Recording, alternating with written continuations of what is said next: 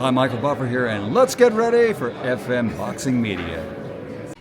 This is Frankie Morgan here from FM Boxing Media, brought to you by For You Hair Products, a high protein company, and Giggling Pig Car. And today, I'm back with Tunde. How are we doing? What's going on, mate?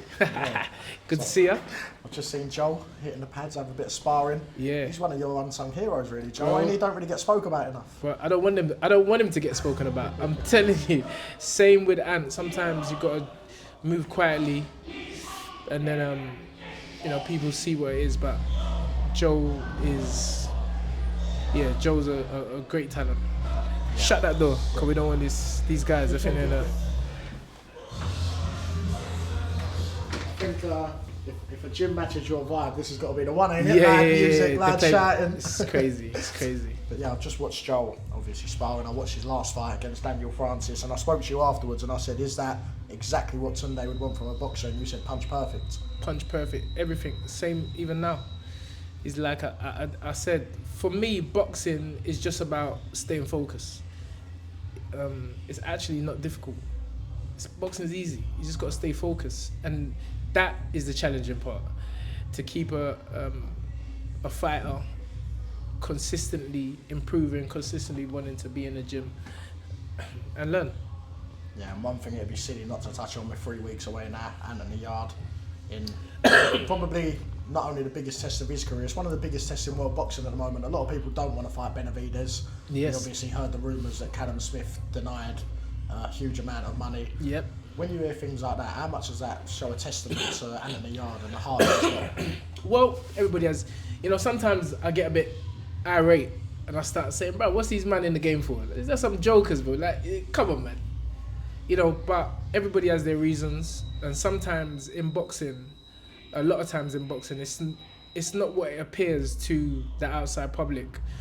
And so Callum and his team obviously have their reasons why they never fought. But it's not only Callum. Again, we have to make that clear. It's not just Callum. There's a number of fighters. I mean, publicly, we see Bivol rather give up the belt than fight David Benavidez. So that's saying something. And again, Antony is the one who wants to challenge himself, because ultimately that's what it's about. It's about challenging yourself, making a good living from the sport. Because, after 2 months after your career's finished, no one remembers you. Yeah. It's on to the next one. This week is Fabio Wardley. Next week is AY. You get what I'm saying? So for me, and I guess for Ant, the most important thing is writing your own story and just letting the journey unfold the way it does. And I'm pleased, elated for him that we're here. Opportunity to shock the world of boxing and lift that WBC crown. After a fight like this, you get a bit worried that Antony Yarde might fall into that risk to reward category. If they're not willing to fight, Bivels are not willing to fight Benavidez. Do you think if Antony Yarde was to stop Benavidez, do you think the Bivels might shy away from an Antony Yarde fight, or do you think these are the sort of fights that could be made? No way. They would fight Antony. They would fight Antony. They just don't want to take the big risk. You get what I'm saying? Because there's levels of risk, just like there's levels of boxing. Who was running to fight Beterbiev before Antony Yarde? Beterbiev's team said they was asking for Bivol for ages. Can't get the fight. And all of a sudden, Antony Yarde makes Beterbiev look what he is, a human being, 2 arms, 2 legs.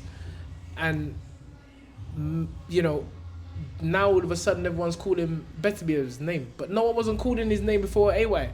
So again, AY has proven that he's willing to go where no man goes, or certainly not the top contenders. Because once you got the strap, it's like, oh boy, this is business now. Yeah. I ain't just fighting you because I want to fight you. And so Antony's really showed that. I mean, the Kovalev situation, you can't say he took it for the money, because he turned down $1 million, bro. 1M. AY turned down $1 million, a figure that 99.9% of boxers will never see in their whole career. But he wants to be great. Beterbiev, again, had an opportunity, probably should have got way more than what he got. but such is the magnitude and electricity of AY, better be able to come to the UK. That shows you already. He had to come to the UK, but there was an opportunity again to be great. You know, Ant wins that. Again, he's a superstar, bigger than what I feel he is already. Now we go again, third time of asking for a massive belt against a quote-unquote heir apparent. And there's going to be a big shock in Saudi. There's going to be a big shock in Saudi because it's a fight. Yeah, looking back on Ant's career, how much can you take out of the Kovalev fight, the Better Beer fight, and take into this? Because the Kovalev fight was your first time head coaching in the world title fight. You was obviously in the corner of Derek Chisora as well. Yes. But that was your first time mainly headlining in a corner with Antony Yarde. How much you take from things like that? Because obviously you're still learning on the job with Antony Yarde as it goes along. 100%. You know, what I took from it is you can't beg, borrow, or pretend to have experience. You can't. It's bro, like how we move. Like, we're like, bro, experience. You know, like when you're young in the game, or not necessarily young age, but when you're young in the game, when you're just coming in, you know, you're like, well, my kid can be anyone. Don't matter. I don't care if you've been boxing since you was 2 years old. But ultimately, you do find out when you become experienced that experience does mean a lot in a sport. But it does, bro. It does. Like it showed me that really was a humbling experience for me, because I thought, what, you can't outskill AY, no way, you know. But you see, when you've done it so many times, it just plays a part in the sport, you know, regardless of how good you are. So I learned big experience from Russia, even more experience from Beterbiev. For me as a coach, having to tell my fighter, look, cool, we're getting out of here, no damage, we'll come back again. And look at us today, we're back. Supposing I was that brave coach, you know, some of these coaches are braver than the fighters. Hold on, but you're not fighting. So that was a key moment for me in my coaching career, to having to stop a fight with someone that I love, someone that I know wants it so much. And I thank God that I rule with my heart. Yeah, definitely. And when you look at Derek Chisora on TalkSport last week, when he turned around to Fabio Wardley's coach and he said the only reason he's loyal is because he's winning. And when you look at things like that, and I was with Derek yesterday. Yeah, there is a lot of coaches that may go through a loss and then they'll lose their fighter. But how much of a testament is it to yourself that Antony Yarde has stuck by you, even though he could have maybe lost that fight and then gone to a world-proven coach? Even a Russian fan. He could have gone to anyone, and he's stuck by you the whole way, and he obviously believes in the system that you've got going. Yeah, not just the better, but the Russian fight, because that was the main one. That was the one where Ant goes unks. If I tell you the people that have messaged me and phoned me, bro, you would go down there and fly kick them. Like literally, I would do Dragon Ball Z on them. But it's not a testament to me. It's a testament to Ant. I keep saying this. I say this to him. I say this to his mother. I'm like, sis, well, see this boy here. I didn't actually think there was anyone other than myself who had this kind of heart, had this kind of loyalty, you know, had this kind of desire in himself first, but then to trust another. You see that word trust? To trust another and to not blame another for something that's happening in your world. That's historic.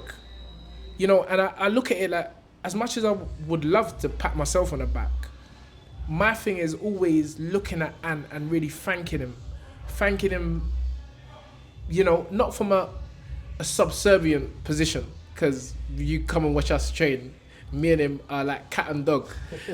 You actually go into sparring during hands, I've seen it. Bro, me and him are fighting every day. It's so competitive. I don't think you call it sparring. Bro, it's not a spar, it's a fight. The other day I said, bro, what are you fighting me for? What are you fighting me for? I'm not fighting you, I'm not fighting you. Then he's like, you got tired. I was like, bro, let's go. No, I can't get tired. So it's like, with Ant, my respect is high for him, higher than any boxer or any individual that I've ever met, because boxing is life. Life is boxing. It's the two of them the same thing. The same things you experience in a sport, boxing, you experience them in life, and that's why I never separate the two. And so for Ant to be able to believe in himself first, but believe in another man's system, this, and I'm gonna say it again, it's the system, because think about it.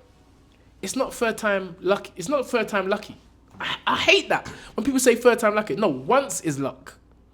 Twice you'll be like, all right, cool, he's done it. But to be here for the third time, that ain't luck, mate. Yeah. That ain't luck. And he's arguably thought the three hardest people at the time. The three hardest people. That ain't luck. That's careful planning, systematic planning, work ethic, sacrifice, dedication, hours put in. That ain't luck. That's, if you want to say anything, say Antony Yarde for the third time asking. That's it. It's not third time luck. Yeah, definitely. And while we're talking about people sticking with trainers and all that, we've seen Don Charles come out yesterday and thanks everyone that supported him during the time with Daniel Dubois since he's left. Oh, How wow. do you feel about that situation? Because obviously you're quite close with Don Charles. You've been in the corner for the Derek Chisora fight and all them sort of fights. But when fighters are leaving after something like that, what do you think after fighting the likes of a Usyk and losing to then move on to another coach? Do you think it was the right move for him? My thing is what you're moving on to. Yeah. Sometimes, like, it's not my business. First of all, it's not my business. I'm only talking for Don as a man. Like, he's such an admirable man. He's such an admirable man. And I'm like, if I was Don, I'm not even talking about him leaving. Yeah. Bruv, you're gone from my mind. I don't even care, but because you know what? Nobody can ever take away Don Charles in the corner defeating the golden boy of boxing in Wembley Stadium in front of 90,000 people. Yeah. That ain't no one that's gonna, that as from now till Don takes his last breath and beyond, That'll live with him. that was going to stay with him. Yeah. So that's the kind of energy that you want to be carrying on about. I don't care, bro. Move, because I'm like that. Move, bro. If you want to move on. That's fine. You're a fighter. You have your choice. Nobody say you must do anything. But I just don't hang on to the past. The past is past. What I hang on to is fantastic moments in life, in careers. And you can sit back and laugh. You can laugh at the party before the fight. Like, I was just, if that's me, I'd just be cracking up. We ain't gonna see that in Saudi with Ant, are we? Could we see him walk out to Saudi? Yeah. Me, I'd just be cracking up, bro. I'd be like, bro, this man was really raving before the dance. He was having the dance before the... he was having the dance before the big fight. Do you believe the rumours that happened before the Joshua fight as well? No, it did. Yeah. They did have a gathering before the Joshua. But they call it a gathering. Me, I call it a dance. yeah, bro. Some weed is getting burned, bro. Bob Marley's getting I played. see some Hennessy on the floor. Yeah, some Hennessy on the floor. Man's there. Yeah, that's a dance, bro. Like, don't try to fool. You try to trick, man. Like, it's a dance. It's not a gathering. It's a dance. So, like, I would just laugh at things like that. That's my character. I would laugh at them moments. I would not feel down. Probably, I'll be honest with you, and this is honesty, I'll be down for about 2 days. Yeah. And then I'm like, bro, come on, slap, come on, we've got work to do. Life is, life is a journey. Yeah. And like all journeys, it's not always going to be plain sailing. Your strength and character bring it back. And if Don feels like he has to come and thank everybody for that, I respect him for that. Me is like, no one will give a shit. No one don't give a shit. It's just talking. It's just talk. The only people that really matter are those that are the closest to you. And those are the ones you should be, listening to and really in your time of, down periods, you can draw off of their strength. They don't actually need to say enough. You just draw off of their strength. So Don's my man. I brought him into the corner. First time, you're cool. Grant Ski Hill. Having his fight, and then he brought me into the first world title. Oh my goodness! Turn the camera, bro. These are the kind of man that we got in the gym. Let me move this round. Bro, is it Halloween? I don't even know it's Halloween. To Wrigley's. It's going on. It's all going on. Yeah. Is this what Ant's gonna be? The Joker to spoil the party? No. We're definitely ain't gonna be no jokers. But yeah, it's all good. Yeah. God bless Don Charles, and I wish him many more years of success in the sport of boxing. And one other person that is out in Saudi on that night, Devin Haney, someone who you're obviously very close to, the family, not only Devin Haney but the family. Yeah. How much are you looking forward to watching him box live again?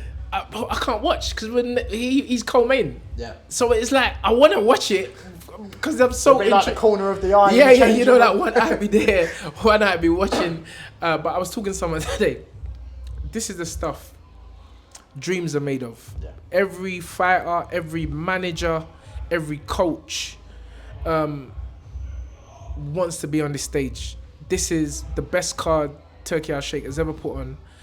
How many cards have you put on when you got pound for pound stars on the bill? Bam Rodriguez, bro.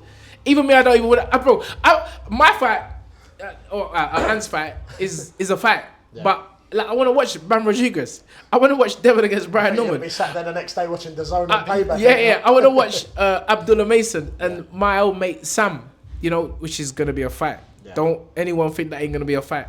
That is going to... We were with Sam in New York, and Sam don't give a shit, mate. He's coming to rock it out. Yeah. Big puncher. Fantastic engine. And Abdullah's obviously been dropped before in the past. Do you think that's a weakness that Sam see when he took the fight? No, definitely not. He probably wasn't even thinking of fighting him. To be honest with you, he was like, fuck that guy. What are we fighting him for? You know what I'm saying? Probably like most people. But listen, man, we're in it. Well, come on, man. You got these boys from Kent, boys from Stratford, boys from Peckham, Dulwich, East Dulwich. Like, and then you're fighting on the biggest stage in the world in front of the world boxing media. You done the 5? No, they're going, innit? Who? All right. One more finished the 5, I've got one more round. All right, yeah. Got 3 minutes to wrap it. It's dreams. It's dreams. Shall I give you a number? Yeah, give my number. Yeah. It's the stuff dreams are made of, and I've got nothing but respect for Sam and his coach Al Smith. Us British boys are gonna do the thing, do this in Saudi. It's great. And while we've got 2 minutes to touch on one last thing, another Adidas ambassador like yourself, KSI last night, dropped by Misfits. I know that you know. He got dropped? He's been dropped by Misfits, and the new Oh, wow. CEO is Andrew Tate. Not sure if No you've seen way. on this yet, but Bro, yeah. this is what I'm trying to say. When I say to you at the beginning of the interview, Yeah. the people at this level focus. Yeah. I don't know what's going on in the outside world. Yeah. I have no idea. But wow, yeah, Misfits dropped. But do you think Misfits can be Misfits without KSI? Now that it's established itself, of course. That's what it's about, bro. It's a when you understand business, it's a power move. Yeah. You get in there and you use, unfortunately, you use certain people to a certain level, and then you move forward. They've obviously looked at the numbers. They've seen how powerful Andrew Tate is, what kind of numbers he generates, and let's go. Business, there ain't no, business is business. And remember, business is war. Yeah. People have to always remember that. So KSI has a fantastic ride. Again, dream. I remember training him in our gym in Peacock on the pads. And even then, he had an energy about him, which I knew was a special energy. So well done to KSI. It's been a fantastic journey. And let's see what Andrew Tate can do. Tunde, thank you very much. I appreciate it. Yes, sir, bro. Come I on. look forward to seeing you soon. Yes.